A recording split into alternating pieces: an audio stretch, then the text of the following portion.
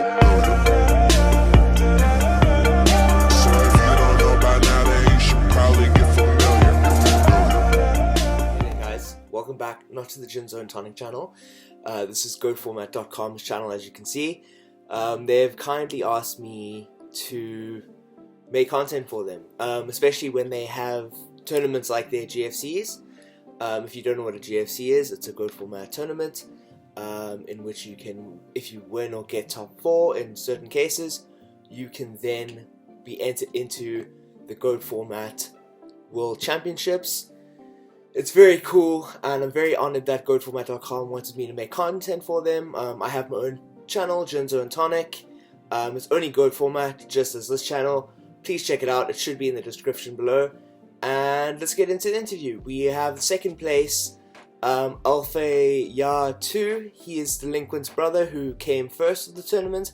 Both exceptionally cool people, awesome duelists, great thinkers, and yeah, let's kick it off.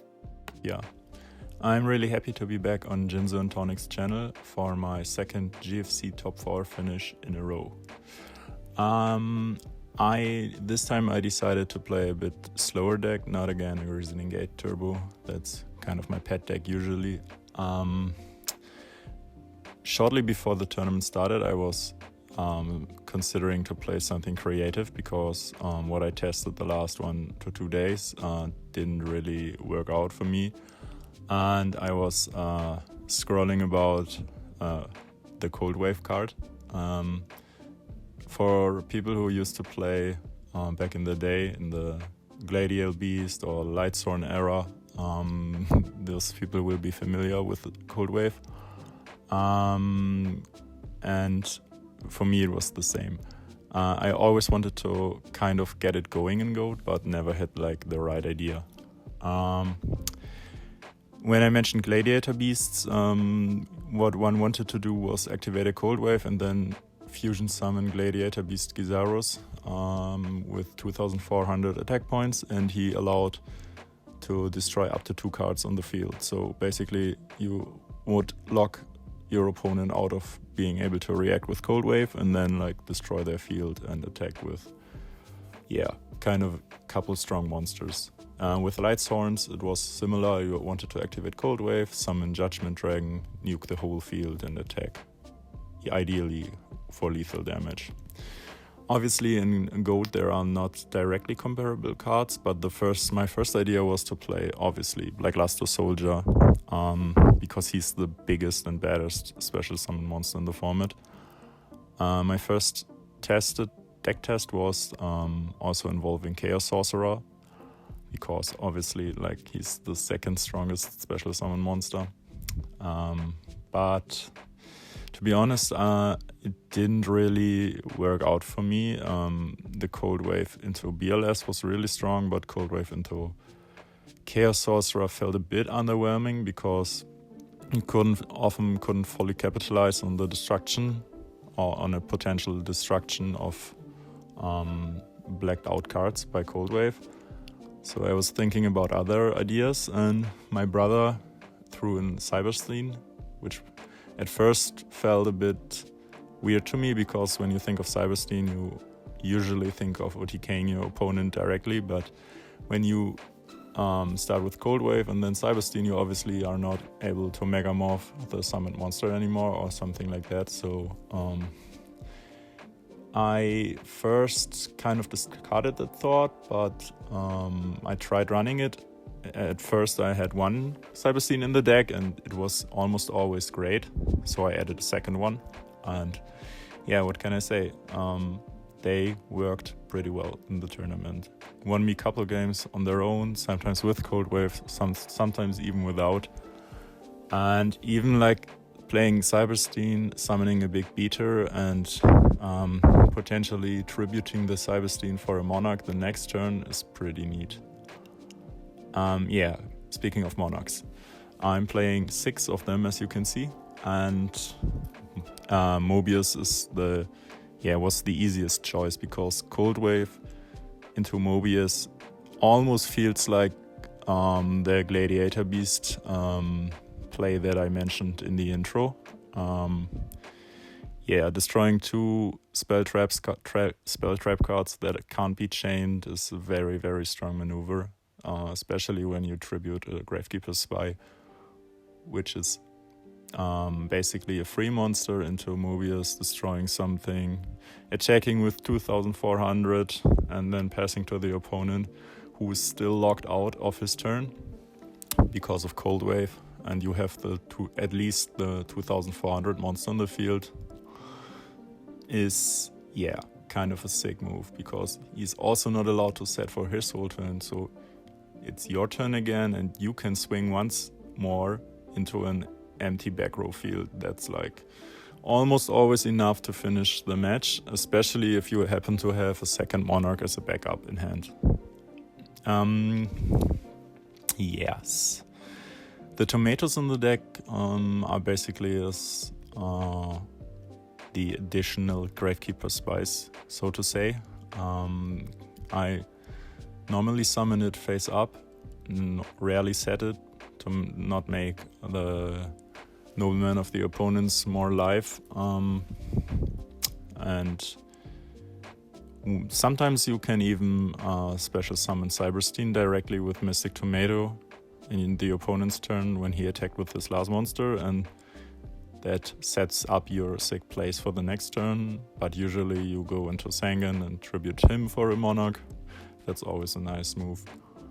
The Magicians of Faiths don't really help my strategy too much, but they are obviously there because I needed some kind of light monsters to allow me to play BLS.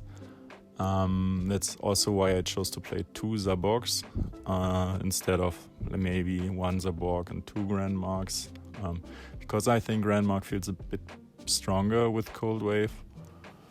I happened to run into some situations where I had like Snatch Steal or my side-decked Brain Control in hand with a Zaborg, and the opponent only had 1 monster face up.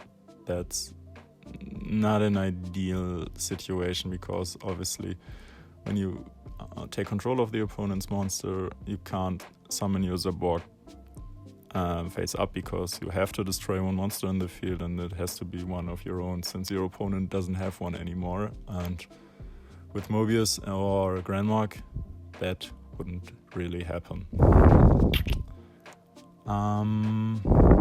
Yeah, spell cards. I like to play only 1 Nobleman in the main and 1 in the board. I do that for almost all my decks, because Nobleman is great against like those fast chaos decks, but it's really shitty against warrior decks, and feels almost like a complete break in the hand. So I think 1/1 is ideal for me, at least. Delinquent Duo in the main, that's 1 card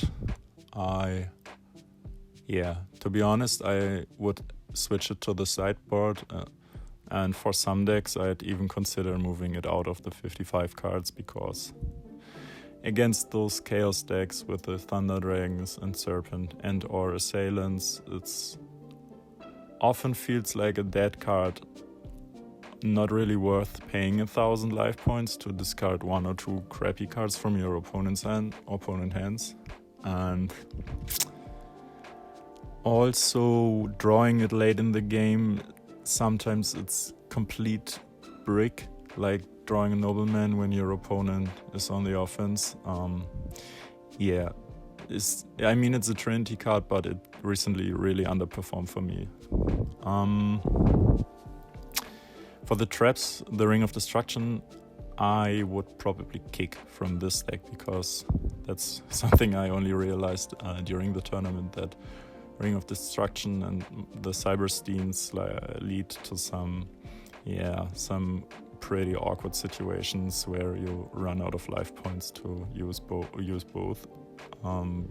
reasonably. So that's a kick. And the Jar of Greeds are, one could probably take them out, but the idea came from my brother, basically playing them, setting them, filling up your back row, and signaling to your opponent that he is safe to set a lot of cards too, so that you could then Cold Wave Mobius him when he had this sense of false safety. Worked out decently, but not too great.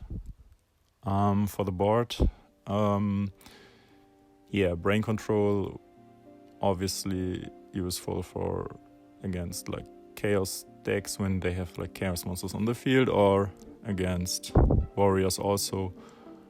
Tributing one of their own warriors into a Mobius is a really sick maneuver.